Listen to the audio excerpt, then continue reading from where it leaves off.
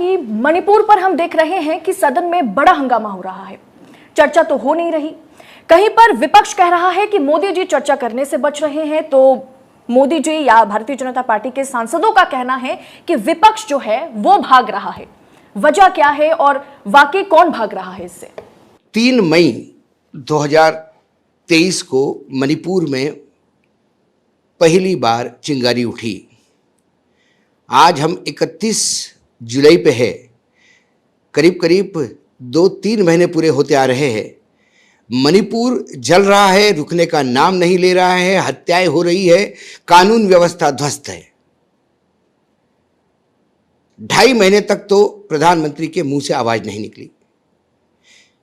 3 तारीख की लगी हुई इस आग में 4 तारीख को जो हादसा हुआ भयानक, उसका वीडियो जब 1.5-2 महीने बाद मार्केट में आता है और जो स्त्रियों पे अत्याचार किए गए उसको देख के पूरा देश सुन्न सा हो गया है। और जब सर्वोच्च न्यायालय ने सुओ मोटो उसका नोटिस लेते हुए नोटिस इशू करने की बात शायद उन्होंने तय की और ये बात भनक लग गई, तो एकाएक प्रधानमंत्री को 2.5 महीने बाद लोकतंत्र मंदिर के बाहर, लोकतंत्र के उस मंदिर के बाहर, वो स्वयं ही कह रहे हैं कि लोकतंत्र के इस मंदिर के बाहर खड़ा होकर मैं बता रहा हूं मेरे हृदय में क्रोध है, पीड़ा है। मुझे ये नहीं समझ में आ रहा है 3 तारीख का इंसिडेंट, 4 तारीख का इंसिडेंस, 18 तारीख की FIR और 1.5-2 महीने तक कोई एक्शन नहीं। प्रधानमंत्री को ये सूचनाएं मिलने में 2-2 महीने लगते हैं और सोशल मीडिया पे जब वीडियो एक्टिव होते हैं तब जाके प्रधानमंत्री को समझ में आता है कि देश में क्या क्या हो रहा है। ये दुर्भाग्य है देश का। जब प्रधानमंत्री ने वक्तव्य दिया बाहर सदन के, सदन ने कहा कि जब सदन चल रहा है तो सदन के अंदर बोलिए, आप बात करिए, चर्चा करिए। सवाल चर्चा का है कि चर्चा छोटी होगी या बड़ी होगी। मणिपुर यदि 2.5 महीने से जल रहा है, देश का एक राज्य जल रहा है जहां लॉ एंड ऑर्डर समाप्त है, आपके कैबिनेट के कलीग स्वयं कह रहे हैं जो वहां से आते हैं मणिपुर से, जिनका घर बम से उड़ाया गया है, वो कहते हैं कि कानून व्यवस्था ध्वस्त है। जो महिलाओं का एक बहुत ही भयावह वीडियो मार्केट में आया तो मुख्यमंत्री कहते हैं ऐसे तो सैकड़ों केसेस हुए हैं। शर्म नहीं आती बोलने के पहले? ये जब चल रहा है तो इस पे छोटी चर्चा नहीं बड़ी चर्चा होनी चाहिए जिसमें वोटिंग होगा। सरकार वोटिंग से डर रही है, मेजॉरिटी होते हुए डर रही है। सरकार इस पूरे वक्त इंसिडेंस को एक छोटी चर्चा में निपटाना चाहता है और विपक्ष इसको बड़ा मसला मानता है, इसलिए झगड़ा है। सरकार विपक्ष को बदनाम कर रही है कि चर्चा करना नहीं चाहते। विपक्ष चर्चा करना चाहते हैं, विस्तृत चर्चा करना चाहते हैं, क्योंकि देश का एक राज्य है। कोई मणिपुर पाकिस्तान या चाइना से आया हुआ नहीं है। ये कोई यूक्रेन को लेके यदि प्रधानमंत्री इतने, रशिया और यूक्रेन को लेके यदि प्रधानमंत्री चिंतित रहते हैं, दोनों के बीच में समेट करने की बात करते हैं, ये तो मेरा अपना राज्य है, मेरे अपने भाई है मणिपुर में जो जल रहे हैं और मर रहे हैं, इसलिए चर्चा होनी चाहिए। जब चर्चा नहीं होती तो राज्यसभा में एक सदस्य उत्तेजित हुए, उन्होंने बिना पार्लियामेंट्री शब्द, अनपार्लियामेंट्री शब्द यूज करते हुए वो अपने जगह से बार बार चर्चा का वक्तव्य की मांग कर रहे थे कि प्रधानमंत्री सदन में आए। प्रधानमंत्री सदन में नहीं आते, वक्तव्य दे। जब नहीं सुनी गई बात तो एक लोकतांत्रिक विरोध का अधिकार है, वो वेल में पहुंच गए और उन्हें पूरे बचे हुए समय के लिए सदन, इस सेशन के, उन्हें निलंबित कर दिया। मैं संजय सिंह की बात कर रहा हूं, आम आदमी पार्टी की।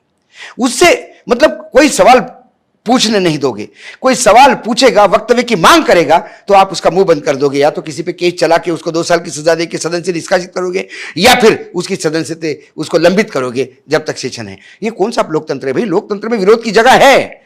यदि विरोध नहीं है तो लोकतंत्र नहीं है। इसलिए विपक्ष ने फिर सोची साची एक प्लानिंग के तहत नो कॉन्फिडेंस मोशन लाए। अविश्वास प्रस्ताव के साथ खासियत यह है कि अविश्वास प्रस्ताव मणिपुर को लेके है। इस पर तो नेता सदन को वक्तव्य देना होगा, प्रधानमंत्री को तो लोकसभा में बोलना होगा, तब तो बोलेंगे। तो एक परंपरा रही है हमारे यहां कि जब अविश्वास प्रस्ताव आता है तो सारे बाकी प्रस्ताव लंबित कर, सारे बिल लंबित कर, सबसे पहले अविश्वास प्रस्ताव पर चर्चा होती है और फिर बाकी, सरकार टिकी रही तो बाकी प्रस्तावों पे चर्चा होती है। सरकार गिर गई तो फिर सदन ही भंग होता है। तो सरकार तो राजी हो गई इस पर चर्चा करने के लिए। लेकिन सरकार ने अभी तक तय नहीं किया कि अविश्वास प्रस्ताव पे चर्चा कब करेगी। नहीं, आज अभी मैंने देखा कि पीयूष गोयल ने अपना जो बयान है उन्होंने रखा, अभी रख शुरू हो गए। लेकिन इसके पहले बाकी बिल क्यों क्लियर हुए? अविश्वास प्रस्ताव आके कितने दिन हो गए? उसके बाद इनका ही कहना है कि अविश्वास प्रस्ताव इस समय की बर्बादी है, क्योंकि इनके पास मेजोरिटी है। अविश्वास प्रस्ताव हम गिरने नहीं देंगे किसी भी हालत में, और गिरेगा भी नहीं, सबको पता है। लेकिन क्या अविश्वास प्रस्ताव सिर्फ सदन को गिरने के लिए होता है? मैं आपको सबसे पहले देश में कब अविश्वास प्रस्ताव आया उसका एक सिंपल उदाहरण देता हूं। 22 अगस्त 1963 को प्रजा सोशलिस्ट पार्टी हुआ करती थी, बहुत ही छोटी पार्टी थी, विपक्ष की थी। उसके जेबी कृपलानी, आचार्य जेबी कृपलानी सर्वे सर्वा थे। उन्होंने एक अविश्वास प्रस्ताव लाया जवाहरलाल नेहरू के खिलाफ। वो प्रस्ताव गिर गया। प्रस्ताव के फेवर में मात्र 62 मतदान आए और सत्ता के पक्ष में यानी नेहरू जी के पक्ष में 347 मत थे। लेकिन जब प्रस्ताव लाया तो कृपलानी जी ने क्या कहा कि मैं बड़े भारी मन से यह प्रस्ताव मेरे मित्र के खिलाफ ला रहा हूं, क्योंकि सरकार की जवाबदेही तय करने के लिए यह अविश्वास प्रस्ताव बहुत जरूरी था, सरकार की जवाबदेही तय करने के लिए। लेकिन यदि कृपलानी इधर थे तो जवाहरलाल नेहरू उधर थे। तो जवाहरलाल नेहरू ने यह नहीं कहा कि समय बर्बाद कर रहे हैं। जवाहरलाल नेहरू ने यह नहीं कहा, गाली गलौच नहीं किया। जवाहरलाल नेहरू ने कहा कि इस तरह के प्रस्ताव निहायत लोकतंत्र में जरूरी है, क्योंकि समय समय पे सरकारों का परीक्षण किया जाना अच्छा है, जबकि सरकार गिरने की कोई संभावना नहीं है। सरकार के पास पर्याप्त बहुमत होने के बावजूद अविश्वास प्रस्ताव यदि आते हैं तो उस पर चर्चा होती है, तो सरकार का एक परीक्षण भी है। सरकार अपने गरिमा पे झांकती भी है कि मैं सही तो कर रहा हूं। ऐसा ही अविश्वास प्रस्ताव सरकार गिराने के लिए नहीं है, यह सरकार की जवाबदेही तय करने के लिए है कि मणिपुर में जो हो रहा है उसकी जवाबदेही कौन तय करेगा।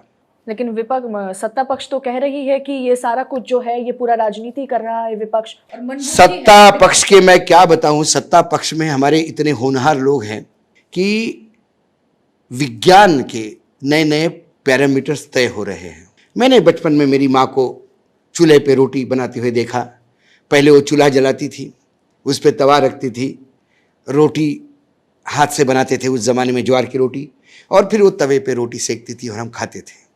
आज के समय में पहले रोटी सेकी जाती है, बाद में चूल्हा जला जाता है।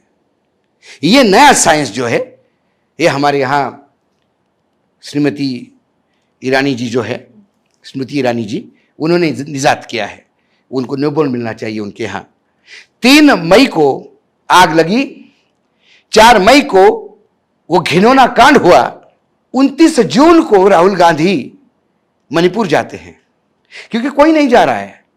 तो विपक्ष एक अपना दायित्व है, और स्मृति ईरानी जी लोकसभा में कहती हैं कि राहुल गांधी ने जाके मणिपुर में आग लगाई। मतलब 29 जून को राहुल गांधी गए 3 मई को आग लगाने के लिए। पहले रोटी सेकी है, बाद में चूल्हा जलाया है। ये नया साइंस, नया पैरामीटर है। इससे ज्यादा मूर्खतापूर्ण वक्तव्य और इससे ज्यादा देश की दिशा भूल करने का वक्तव्य मैं नहीं समझता कि ये इस लायक भी है कि ये पार्लियामेंट में बैठे।